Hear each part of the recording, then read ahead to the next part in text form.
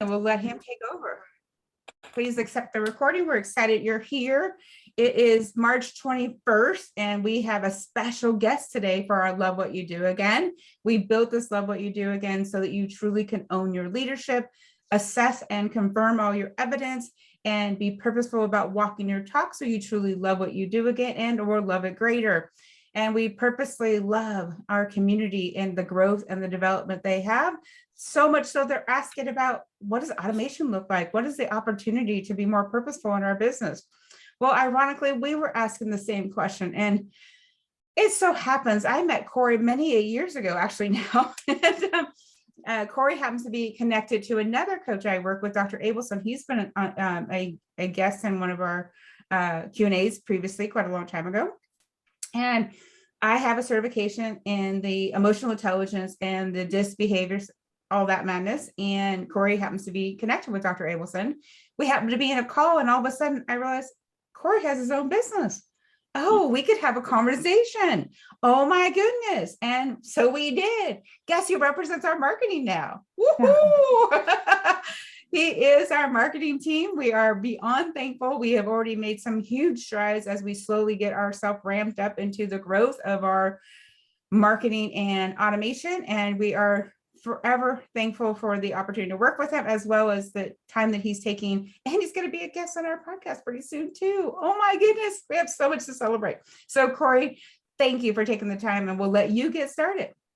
Absolutely. Thanks so much, April. Thanks for having me on here today. And it's been a pleasure working with you guys. And anybody that has any questions, I'm going to share my screen here. Anyone that has any questions, I don't know how this normally works, but if you have questions, feel free to write in the chat or just wait till I'm finished. And then I'm assuming we go into a question and answer session so that I can answer any questions that you have. So to start off, we're going to be exploring automation, and then I'll talk a little bit about my company and what we do. I'm the CEO of Larson Marketing Project, and today we're going to be exploring automation and how it works in your business. So I like to start just by defining what automation is. Obviously, I'm sure all of you are aware of what automation actually is, but I like to define it to talk a little bit about the human interaction side of it. So automation is the use of technology to reduce human interaction. And I think the word there that we really want to look at is reduce human interaction. We're not trying to eliminate human interaction, because that is one of the most important aspects of our business, is interacting with our customers, making sure that they're happy and that they understand that we're there for them. But automation is used more in the background to ensure that you're reaching those customers on a more regular basis, and streamlining your processes so you can focus on other pertinent things within your business. So what I want to discuss now is, like, how does automation benefit your business? I'm sure you ask yourself that. How can you use automation, and how will it benefit you? So I'd like to start by saying that automation helps by reducing costs. And how does it help reduce costs? You use less platforms to perform tasks, and it also will reduce labor costs. So you're able to streamline processes, whether that's using email, your website, and I'll go through all the different types of platforms that you can use in automation as well later, so you can see that. It also helps free up your time so that you can focus on other aspects of your business. Automation, obviously takes less of your time, because you have to build the automation, obviously, to set everything up. But once it's set up, you're free then to focus on other things because the automation is running in the background. We also use automation to improve efficiency within businesses. Instead of, for example, manually sending out an email when a product is purchased, or a customer fills out a form on your website, you can create an automatic loop based on that customer's interaction or activity on your website, driving more information to them without having to do that stuff manually. So that's how you improve efficiency.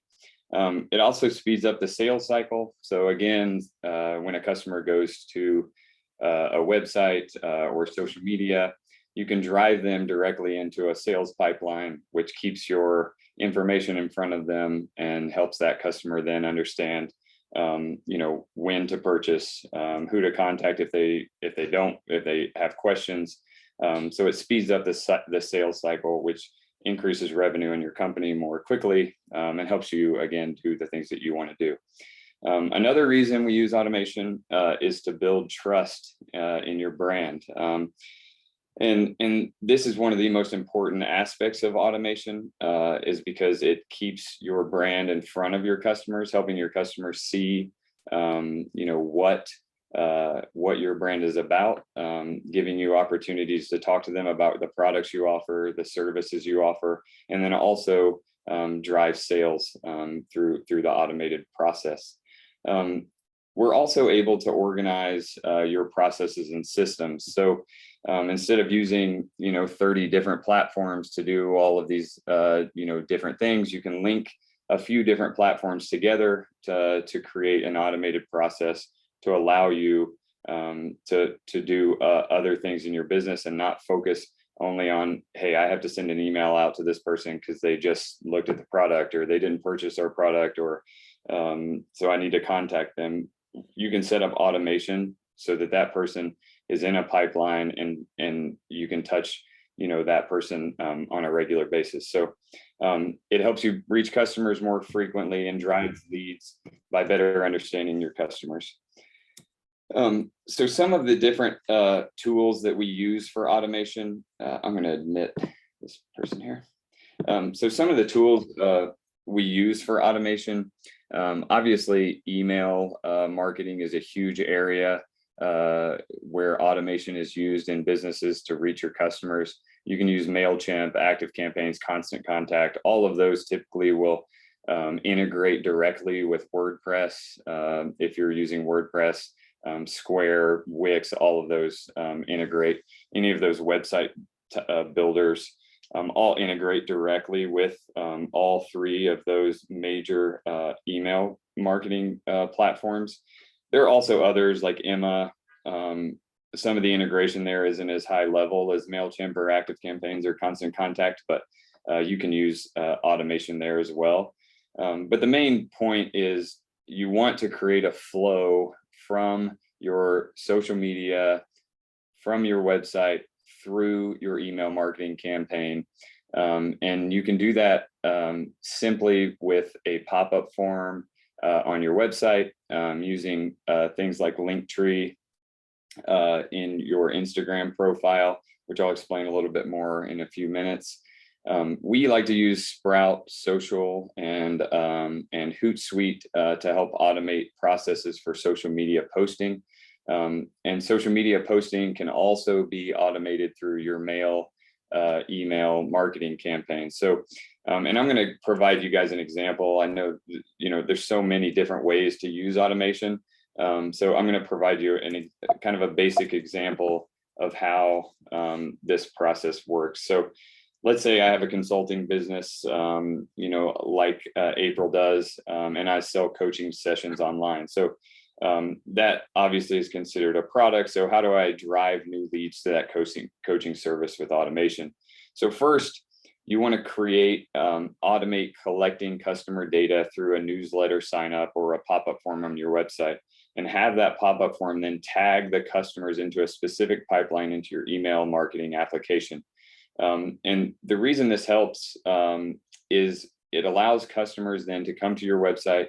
You can get some information from that customer, and then the tag in your email marketing platform will put them in a specific pipeline that you've created to drive them into the sales process that you want them to go through. So, for example, if I go in to purchase a product and I leave the product in the cart and I didn't purchase it, you can create an automated process that then reminds the customer to purchase that product. And I'm sure all of you have seen this through Amazon or any other, areas that you've purchased. Well, that's an automated process that they've set up to get you to, obviously purchase the product. Well, the good thing about automation is that you don't only have to focus on selling them the product. So for example, if I go in, I'm the customer, I receive an email saying you left something in the cart.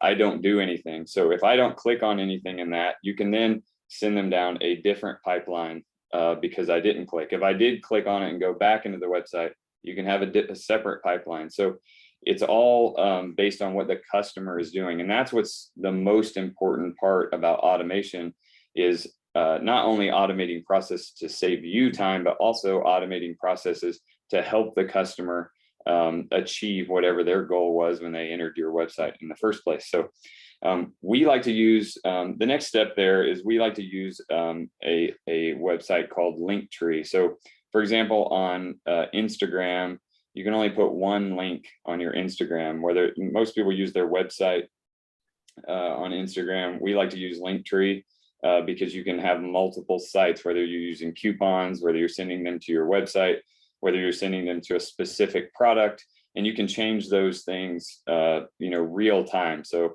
if you're, putting a post out and you want to have a specific link on your Linktree, you can put it at the top, you can highlight it. So it gives you just more options on social media that will then drive people to your website and then drive them into your email pipeline. So then you want to create an email pipeline. And now this will take you some time to sit down and really think about the journey, think about the customer journey, building this email pipeline. If you are, using a product, Shopify has an amazing automation system set up to help you with products. If you're using Thinkific or some sort of coaching program or on e-learning platform, those also have really good automated systems set up that you can connect to your email and run your pipeline through super efficiently. So you create an email pipeline that sends customers important information automatically about your coaching sessions and links to purchase or whatever information you want them to see. And then the last thing is within that email pipeline, you can create posts that coincide with each email to direct this attention, the same attention to your social media following. So if I have I've created a pipeline, I can also, with those emails, create posts that tie directly to that email. So I'm not having to think, oh my gosh, this email went out today, it's automated, but I also then have to go in and do a post. You can set that up so it's all automated together. So a customer sees, the product, maybe they didn't purchase it, maybe they did purchase it, regardless, whichever route they go on based on what their activity is. You can then have everything related to that go out directly to that customer. And you can also set up automated pipelines to regular customer subscribers. So if you just have e-letter subscribers, you can set up pipelines for those e-letter subscribers and have social posts connected to those as well. So everything is efficient within your business. The same message is going out that you want to go out to each customer, and everybody's able to see everything on all platforms. So, and that's where Hootsuite and Sprout Social, MailChimp, your website, WordPress is really great with plugins to allow you to create really good automated process. So if you think about it within just a few hours of work, and that mainly is creating your emails, setting up your content, writing, things like that, you can set up an entire system that will drive a customer from social media or your website to a sign up form through a pipeline of sales, informational emails, and all the while driving them to your product or service. That's a basic overview of automation. I know we only had about 10 minutes, I think was the length of time there. So I kind of kept that there. I do know there are other opportunities for automation that you might have questions about. So feel free to ask those. And then I'll tell you a little bit more about our company. My company is called the Larson Marketing Project. Again, I'm the CEO there. And our goal is we're a customer service based marketing company. We do everything custom work. We don't really have much templated things. I mean, we do ad management, all the major marketing things, social media management, ad management, email marketing, those types of things. But our main focus is building customized programs for our clients. And so that's where I'm working with April and Haley to really just help automate systems and build customized processes for their business, because no business is the same, and no two businesses want to do the same types of things. However, regardless what that is, whatever your automation needs are, whatever your needs are social media wise, we're certainly here to help and answer any questions that you guys have. So thank you so much for the time, and I look forward to answering any questions you have. Very quick overview, Corey. And Yes. We're living all that out. So we're going to open it up to whatever questions, whoever wants to start first. And we have a very bold group, so I'm positive we will get all the way around the room before we are done. And Steve came off of mute. So Mr. Rep, you have a question? Yeah, so I know it varies business to business depending on the model and what they're looking for, but switching it up a little bit, when I look at your target market and your ideal customer, what is your expectation for the monthly cost of managing a customer's marketing strategy? Yeah, so again, that stuff is generally customizable based on budgets. I generally, when we meet with our customers initially, we take a look at what their needs are. I mean, because it does vary with social media, whether it's social media, email marketing, building pipelines, whatever type of work we have to do. And then we just typically work with you within your budget and build that process out for you.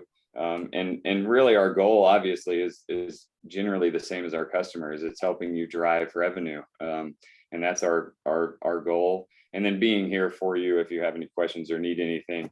As April and Haley can tell you, we're very customer service oriented. So, if you're even in the process of building your own pipeline and you have questions or need help with anything, we're always here to help. Well, I understand that, but my question is not to get a price on what you think it would cost me, but when you look at your core business and your target market, what are you looking for from a customer standpoint for monthly revenue as far as your perfect customer, your target market?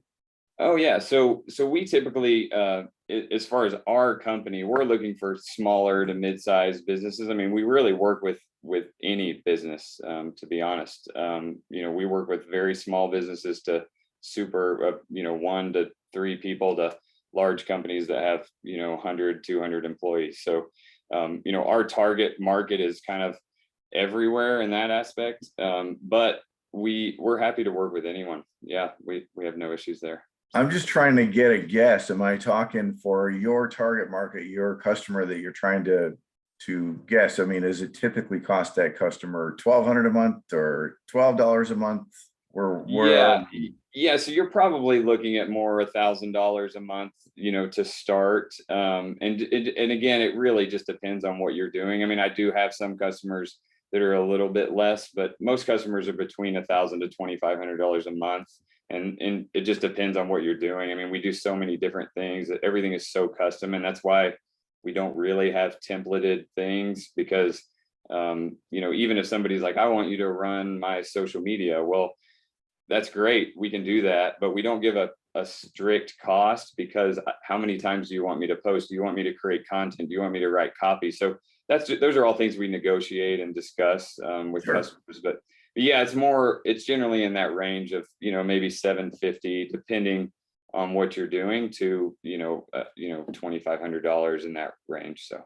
Perfect. I appreciate that. It helps me when I think about driving customers, where to send them based on what you're looking to provide and what you're looking to ask the customer for. Yeah, for sure. No, I appreciate that. That's great.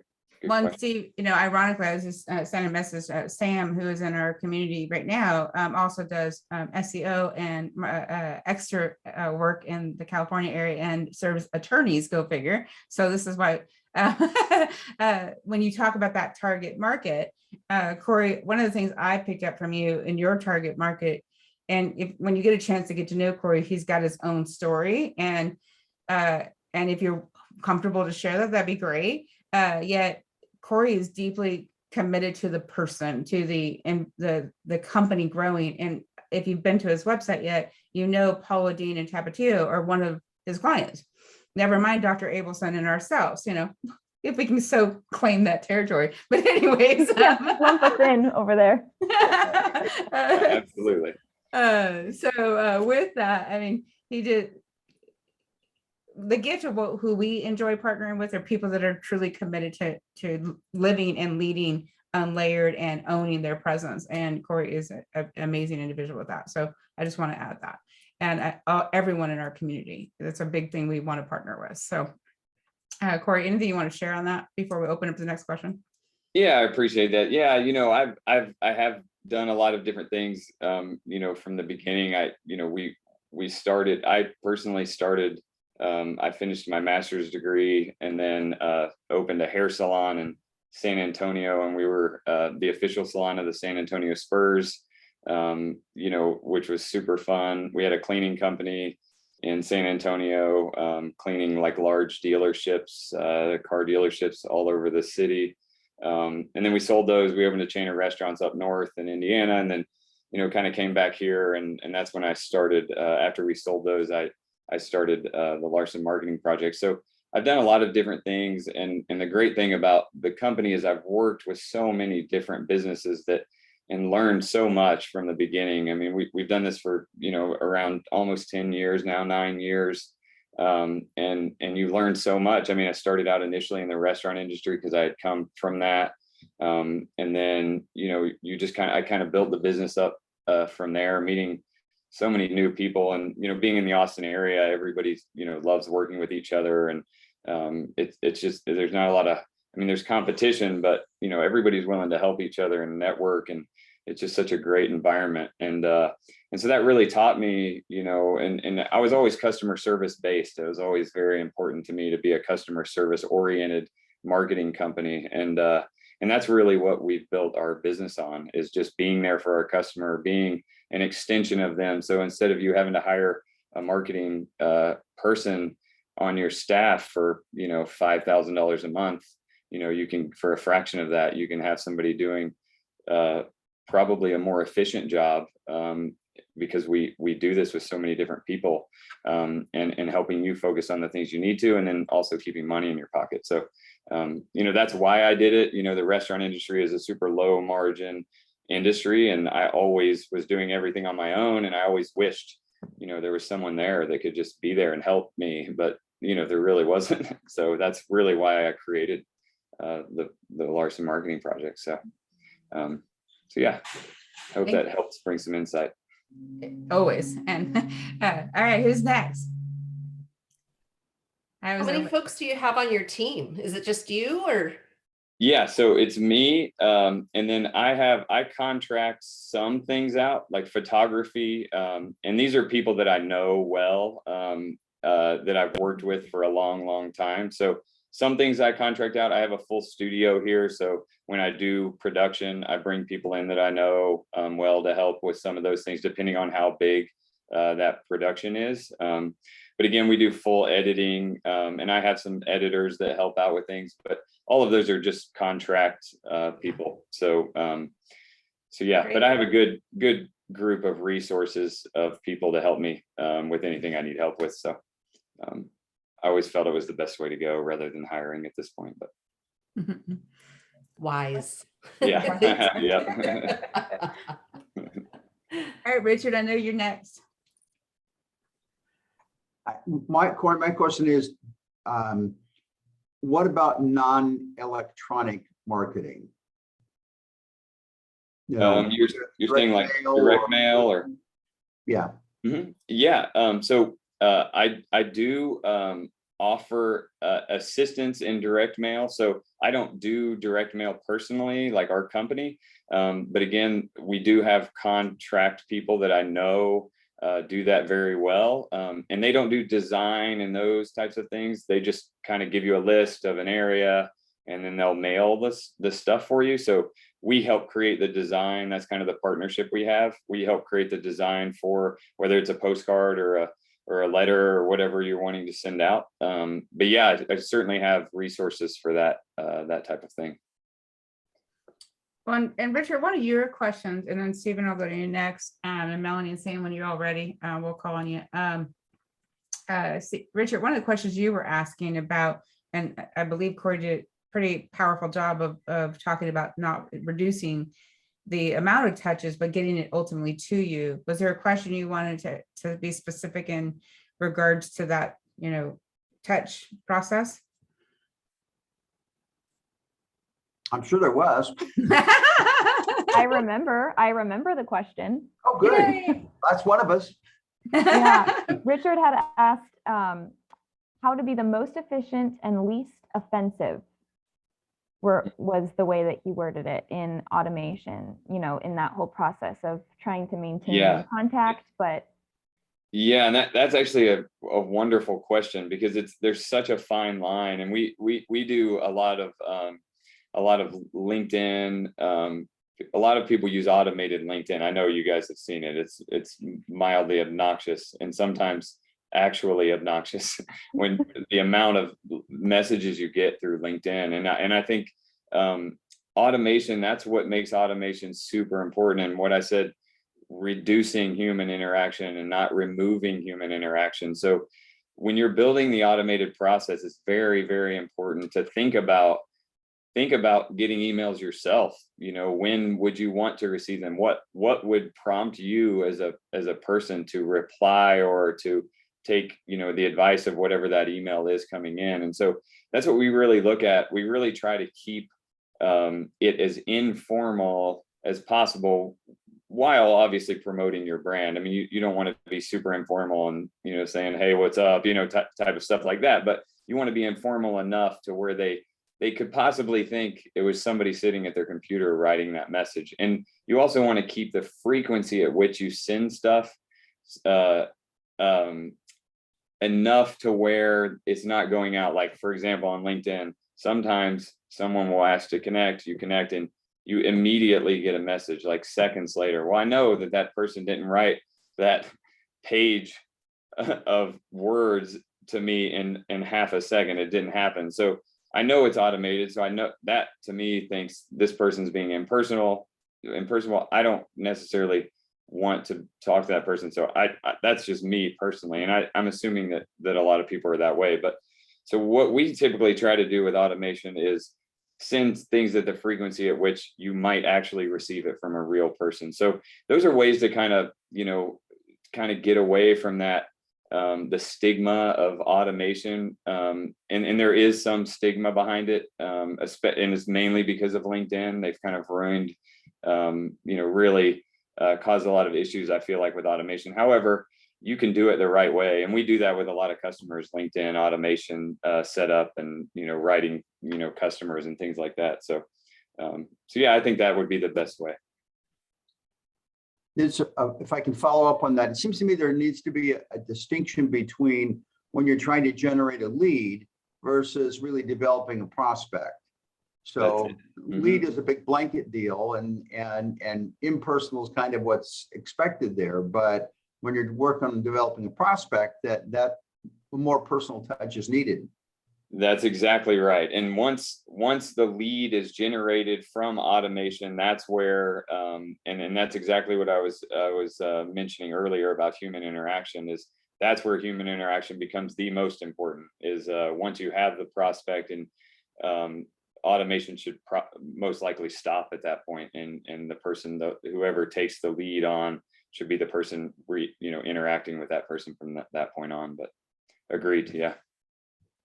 Well, just like we have a fun little automation on our website that I discovered this weekend, and I was sharing a podcast link, and then all of a sudden this little chat box popped up, and I'm like, oh, we're live now. So I immediately text, and I'm like, oh, I'll play. And then I come back and I realize, oh, it's probably still in process. Oh, that's funny. And that was probably, we're still learning how that little play. But by the way, if you do that, guess who you're talking to? Not me. Bailey. Yes. Yes, it's a real person. Isn't that exciting? Very thankful that she is taking that on. It's a very cool little tool, and she loves it. She's having so much fun with that thing. So who's about, Miss Melanie, you have any questions you had out of here? Oh, she's out of here. Okay, Stephen. Yeah, Corey, so I think what I'm hearing from you is that the automation works very well with client acquisition. Once you acquire the client or the prospect, you need to, the automation is less personal, and we go right back to deliberate, purposeful, pointed emails specific to what they're asking or looking for. Am I getting that right? That's exactly correct. Yes, I think, automation really is driving sales. Like products and services are going to be a little bit different. And obviously the larger the service, like if your sales cycle is really long, then the automation process gets you to a point, and then you obviously are just going to have to take it over at that point and run through the sales.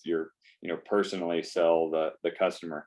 If it's a product, it's a little bit different. If you're selling, say you're selling an underquilt for hammocks or something like that, then it's different. The person purchases the product, or they leave the product in the cart. Well, you don't necessarily have to have a human touch to that. I mean, that's more, sending them automated emails, or if you wanted to, depending on how many customers you have, reaching out to them and saying, hey, how can I help, kind of thing. But you can typically automate that process. So, but services are a little different. Once you have a lead and the person is interested and wants to talk, then I typically, automation for that customer would shut off until you figure out what the customer needs, how they, how your relationship would be built. And then you can go back into automation, later if that's needed. But typically, service industry is driving customer leads. Once that lead is generated, it's then more personal. So yeah, exactly what you said there. Well, part of what I run across is the part of my process I think that needs to be improved is more of that, it's service-based business, and it's more of that. Most of my referrals are generated by just that, customer referrals, success stories, things like that. So where the process falls apart for me is the follow-up on that. So automation, it's QuickBooks driven as far as my process is done, but my big problem is the next step. So, the ability to close an invoice and then have it set up a process driven system that would say, generate a message to me in some format. Hey, follow up with this customer. And then, and that may be general or specific, hey, you're supposed to get back with them with a quote, or, they had this problem and we think we fixed it, but we need to make sure it's fixed by follow up. And then, sales driven process, general follow-ups, in a week, in a month, and in 6 months, in a year, things like that.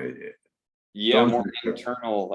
And that's where, HubSpot, Salesforce, those platforms really, those automate, you can create a lot of automations for reminders for internal rather than external uses. And they're great platforms to use for that type of thing. And I can show you those platforms if you're interested at any time, but they're great. They integrate, Salesforce integrates directly with QuickBooks. You can use automated systems for invoicing and exactly the type of stuff that you're talking about. It's super helpful. I appreciate it. Well, and Steve, there's a couple different avenues there. And then Stephen, and I just texted Sam, if you're able to hear any questions you have. Stephen DeSena is talking when he mentioned about and Richard mentioned about the generate the lead to develop the prospect. Corey, you shared, you can have automations all the way through. And there can be automations from the generating to the developing to the you close, and you can create automations to verify how you stay in touch, there's a multitude of ways to do that.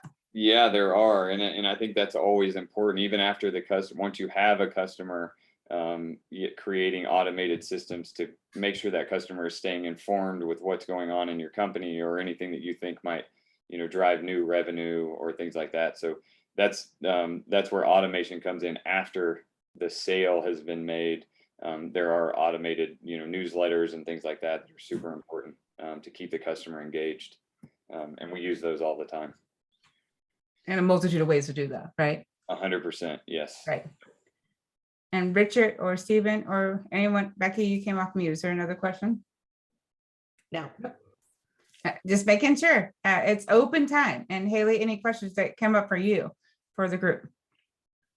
No questions, just, like we were talking about kind of pausing the automations, once you get to a certain point with the prospect or whoever it is. But I think that's the point that you should get more specific with, with the next automations, whatever you choose, because now you know what they want, why they're there, what information they need. And so that's a great chance for you as the person who's offering the service or the product to say, okay, here's everything that you should know when you're working with me. Or here are some objections that I come up with. Maybe, yeah, but it's a great chance for you to be like very specific and intentional about making your process unique. Yeah. And then That's super important. Yeah, that's exactly right, Haley. I like it. Go ahead, Stephen. So what this is really new stuff to me. I mean, automation, my automation is when I hit the space bar, it spaces automatically. So if I'm hearing you say, there are different times in the process from acquisition to termination that you can turn on, well, that you should be have automation on, and then times where you want it off, where the client needs more direct, and I am understanding this. What's very interesting for me is post sale. So I'm a realtor, I'm selling houses. I got all this guy's information, including social security numbers. Yet for the life of me, and this is going to come back from April, it's hard to keep up with them. Why am I not in contact with these people a year later? Especially when in California, it's about 9 or 10 years now, but every 10 years, someone's selling or buying a house, or that person will buy or sell another house, or maybe one more in between. So it's like, so what I'm hearing is after that acquisition, or after the acquisition of the client, you take them through the steps through automation, you build that rapport and relationship as you turn off the automation and get more purposeful in what you're doing. Once you've completed the sale, you turn them right back on an automation, which is like having a series of different plans. It's like the post-sale plan, click, and it's on, which doesn't negate your ability to stay in contact personally with them with intentional things in between. Am I hearing all this right? That is exactly the way you should be doing it. And I think exactly what you said about giving the customer information. And this goes back to what I was talking about with branding. Automation is not just to sell to the customer. It's also branding your name, your personality, your brand, whatever that is. If it's a company, if it's you, whatever it is, it's branding that and keeping. So the next time that I think about a realtor, I should be thinking about you if you sold the house or if I purchased it. So that's exactly what that automation system after the sale is. And what you said there about, explaining to them what do I do post sale? How do I prepare for, whatever, if something goes wrong in my house, whatever those things are that you're going to send them, you create that automated process so that when the post sale is done, you put a tag on their name in MailChimp or wherever, Active Campaigns, whatever you're using. And now that automation starts. And like you said, it doesn't stop you from contacting them or them contacting you, but it keeps them on your website. It keeps your face in their eyes. And then, they're able to, kind of when they think of a realtor or they think of a company, they're thinking of you. So that's the most important thing. Well, Stephen, did I answer your question? Or you have any other? No, it creates more, but I'm going to work through this. I'm going to turn on my automation Yeah. And Sam said he would text me, he said he's got a couple, I'm not sure if he's able to, are you able to communicate, Sam? Yeah, I was just thinking, I obviously, Corey, I'm going to defer to you since it's your thing, but I thought that maybe it might be easier to think about a lot of those email reach out as relationship building emails versus asking for a sale email. Yeah. Build a relationship, and then every once in a while ask for a sale rather than just trying to sell the entire time. So. Yeah, 100% important. Yeah, exactly. Nice. Isn't that awesome, the alignment? So actually, one more wrap up and then one more question for you, Corey, and then we'll get everybody back to their day. Is one of the things I love watching. And so we have a Trello board that we work on together for our digital marketing. And Haley and Corey do a fabulous job of keeping me in the loop and helping me know where we're at, what we need more help in. We had some systems in place and we're figuring out, Haley does an amazing job of making sure it aligns with our content. And one of the things we've learned for One Light Ahead is expanding. So it's not just One Light Ahead being April's brand, it being One Light Ahead's brand. And so we're learning how to expand that. And Corey's been awesome about helping us see what's working and what's not and how we can grow that. And so what just happened, and I thought of, and I'm putting it on Becky's radar and Haley's radar as well, is that we're verifying, like there's some things that are certain in place, but now we're discovering, oh, we could add this campaign, or we could add this automation, or we could add this. And we're clarifying these things along the way. And Corey can help us and anyone else verify. As Stephen talked about, it doesn't negate the fact that we need to communicate with our clients. It does give us the ability to help raise their hand. And go ahead. Sorry if I can say something. In my experience working with Corey, I didn't realize in automations, and Stephen, when you were talking, it brought this to mind. Like in these different processes, automated processes, you have all of these triggers and contingencies that you set up yourself. So it can be very specific. Like if they click on this link, and on Calendly, let's say, if they click on this link and schedule a 60-minute meeting with me to talk about this, in 3 days, I want them to receive this email. If they click on this link in this email, then I want them to receive this email. So it's a little overwhelming when you realize how much is actually possible.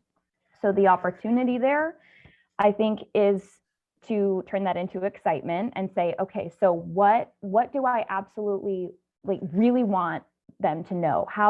Where do I want to build this relationship? And then just set up, I would say, 1 or 2 specific triggers that happen often, and then watch the process unfold. Because it really is like, if you don't have, Corey, if I didn't have you walking me through this, it would be so overwhelming. I wouldn't do it. I wouldn't be able to. It's already overwhelming. Right. It is. It is. Yeah. So having you do that person. And then you hire Corey. Yeah.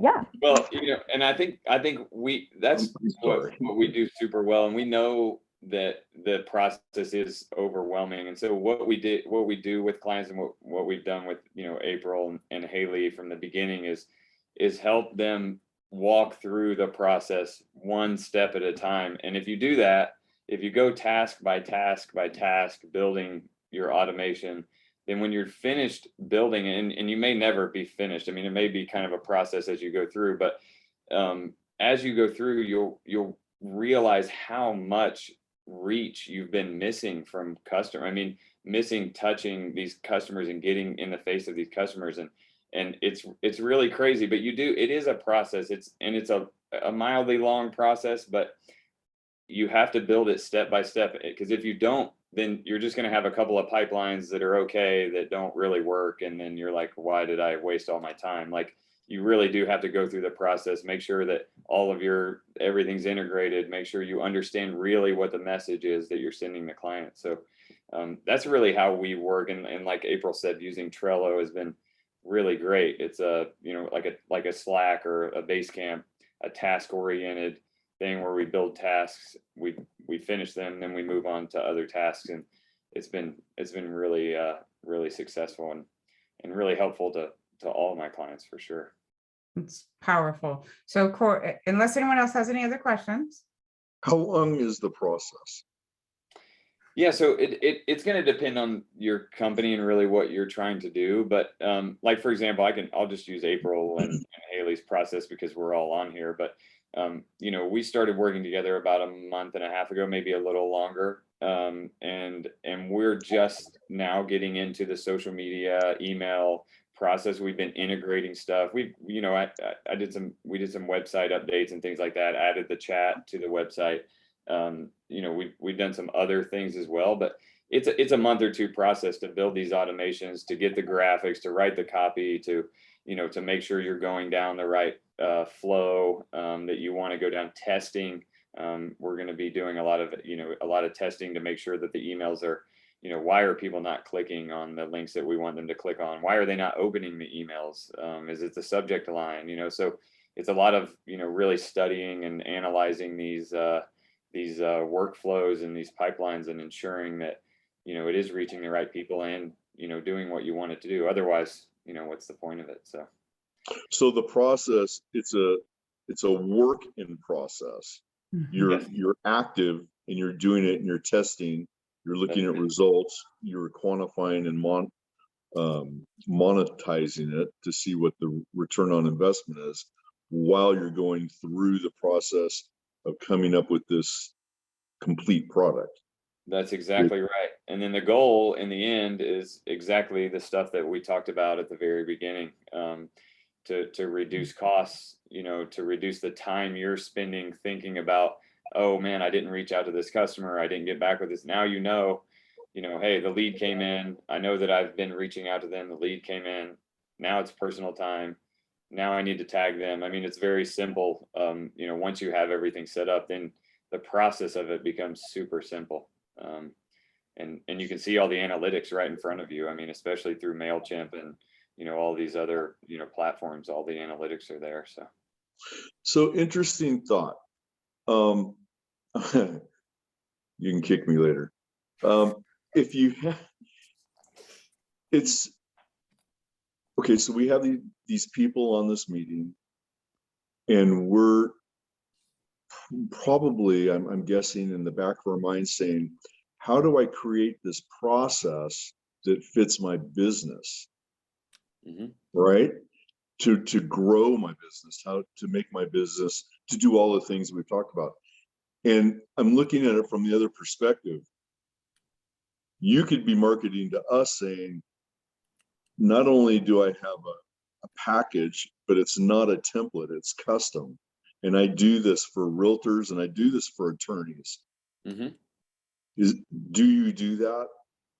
I do not have a templated custom package. That's where you should be. You should However, that's a you great should be idea. telling me, dude, I have a process that works for realtors, and this is what it looks like. Yes, and I do work with a lot of realtors. Like she said, I work with the Abelson Group. He's big with KW and EXP, and a lot of real estate companies. So I do work with a lot of realtors, but that's a great idea. Like having a templated process. Everything we do, I do have processes and things that I know work.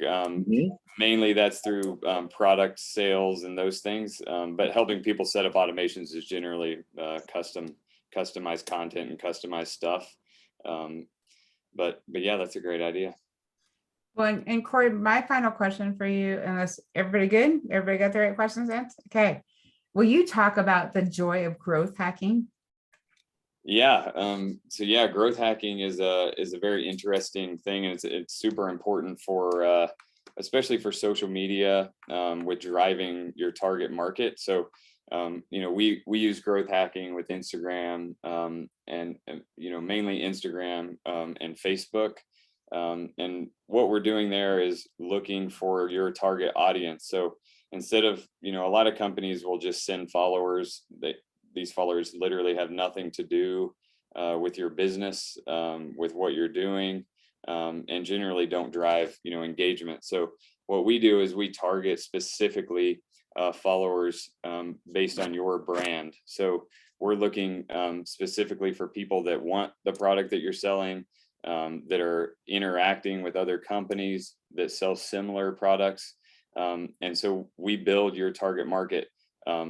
Personally, we're in that every day, looking in Instagram, promoting in Facebook, and build our ad management and all of our ad campaigns to grow real targeted organic following. And you can look at Tapatio Ramen, Tapatio. We run their social media accounts, all of that. All 15,000, I think 600, 800 people that are on Tapatio Ramen has been built in the past year and is all organic following. Everything is organic. And so their brand has just exploded. And that's what we do with products. And we do a lot of the same stuff with services, finding people that want your product in the area that you want them to, that you're servicing, and drive them directly to you. So growth hacking is a huge part of what we do, and what helps companies reach the people that they want to reach. So Well, and the neat thing, Corey, is as we build One Light Ahead, it really is finding the people that are aligned with our message, our brand, our people, and narrowing that in so we can expand, yet be purposeful and still personable. that's exactly right. Yep. And we found the person. And we found the community that will get value out of. And Sam, thank you for joining us with all the madness behind you got going on. Richard, thank you for the great questions, set Corey up for success, and all of you for adding the additional questions. Haley, you always take care of anything you want to wrap us up with, because you do an amazing job of that every time. No, I feel like everything that has been said has already been summarized really well. Thank you, Corey, for being here. Seriously, it's always great. Yeah. Appreciate it. Thank you guys for having me. Have an amazing day, and we will be doing quarter reviews conversations for our next Q&A. So just a heads up. Lots of fun conversation. Have a wonderful week, everyone. Thank you for joining us. Bye-bye. Thank you guys. Good to meet everybody. Have a great day. Thank you, Corey. You too. Thanks, Corey. Bye.